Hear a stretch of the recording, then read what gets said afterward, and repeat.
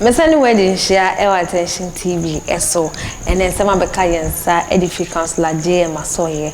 Councillor JM bia otu nkrofofo ene se ba na wawe nsem dia one wo kanche makra nya asem no wadofo nya asem no okwa no ha mo be sorte pepepe e de ama na we ana wo chiri ma chese na opeso de futu bi e de call e de ma evangelism apart na so kamya koye se wona wo ko ne nchen wo ko won nchen na sanka wo pe personal contact to mama evangelism apart no wanya enti social media so ana ohun pa say yinim same social media so kwaya there it travels very fast and we be awo no of social media so enti ho ana wo de futu e de ko e de mama evangelism apart we ana wo chiri ma chiri evangelism apart ne nya me frɛ no ebeko chire papa ye na ne kunu a ne nyina mu no oto sisi asɔre a sisi ono so ya asɔre ewo mu no e de ma no e kamia koye says ne kunu ono no ho ne pande anka on divorce no ai wonyai no na onkope obema ye kan say onye ministerial like oni ministry and say the ni ka cheka bi on no ni man say masori madidie because no same ma na mapon no mada support kakra na me wodo na me dey support counseling e dey say bibre e dey atodwa e dey akọ e dey am evangelism apart. All right, there is no army stronger enough to stop an idea every time has come. My name is Councillor J, a marriage and relationship counselor and also a life coach. Today I am here because of Nana Agradaa, currently known as Evangelist Mama Pat. Oba hima, in fact, ma try ways and means biya senka minya contact. Na miyama phone you personally. Na me no edin komo. Na bibia aye kama. Na so nipa me call unchain biya ntimi amboa me mama sanka or contact. So I think say this channel is the only channel about me a channel what I want you to hear. Na me de actual enye bibia makoye counselor na me ya ware ho adwuma no. Na minim se ade bi ebe nipa bra bo mu ebe boa no mintimi emfa nkame wo because marriage is the foundation of this world. Marriage is the foundation of everything that we are seeing now on this planet. Why am I saying this? Nipa bia enam wiase near wo ye plane near or build a soccer world near or build a fashion world entertainment world near or ye cars near ye bibia no eye maame bi ene papa bi a ehia mu e relationship kwan so ana wade kwan so ene maasa nipa ne ba tia sefo asasi so tinano a Thomas Partey eko CV free Nigeria for nsem or they qualify for World Cup no Thomas Partey we ask your buying na no a marriage intia the marriage between the mama and the papa and ma Thomas Partey nyuma no esi on that day saa so na konfu bi watwetu okum nipa agini nsem ojapade the relationship between friends konfu ne mama ne papa and ma sa art no esi so ade bia nipa ye ni hu e watasefo asasi we so whether it is good or bad the foundation of it the root of it aya wade and this will be a counselor na futufu bi na or ya ware ho adwuma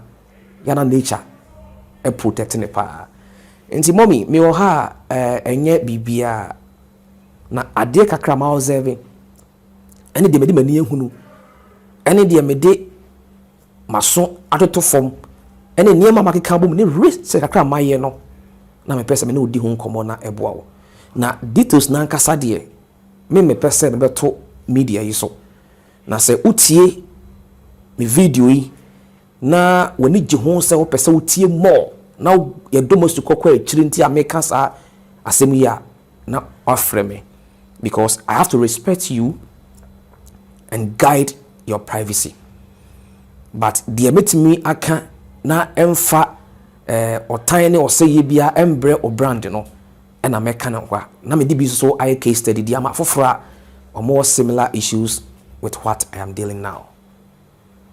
Mommy, so betie me futu a na obe fast ma me kan kire woni a ebe boa wo na ministry na was starting no obeduru akiri.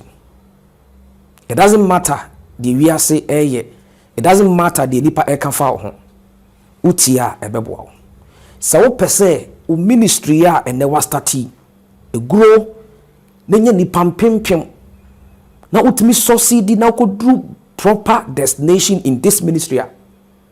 Divorce your husband or current husband ya on neti jaine ne ya na penny pebia onkuta ministerial appointment na ote aware any odase na woni nkambom nipa obetimi a lead you na also obetimi a submit ho ahye nase na ene ntena.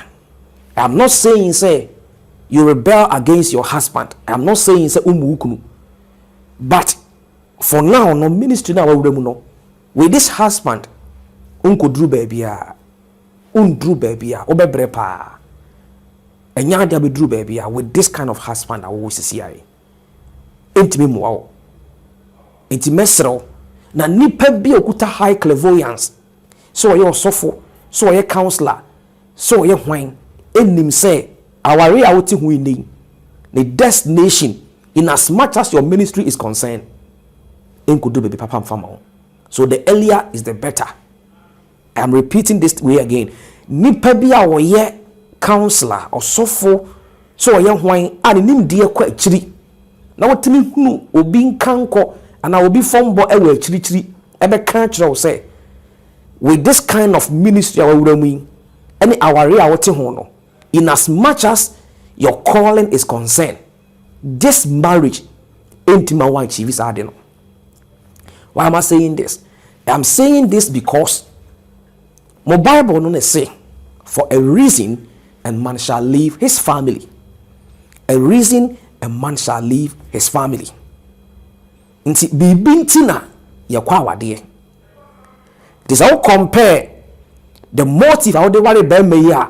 Ene asesa menyim ni se emire bi atwamu wo ye wadwene se wo betene abaye evangelist mama part ebia wo ye wadwene kura se ukunu no wo sofo a obe lead ministry na wo wabese na se asoba but anko wie sent ne wa start ministry ya ukunu enso so etara ohin na baby a odu sisi ha no so kase wo disa ware we kwa foundation na wo de start ware no isi a change unless mo betena se na ma call myself into meetings na ma hunu ne ose mo ye but so far as mo reasons for our way is concerned no this marriage does not have a future, so the earlier is the better. Find someone who doesn't have a ministerial appointment and connive with the person, connect to the person, and move on with the person. Never ever care the we are say ever can dia fa. Why? Because we marry for a reason. The reason why intia make us a jai bear my way. Councillor JM ane yakutie no ede abanamenka o se number no e 0548302985 ni na Ayek University Foundation for no na woni no entwetwe komo yema monhwa onti edas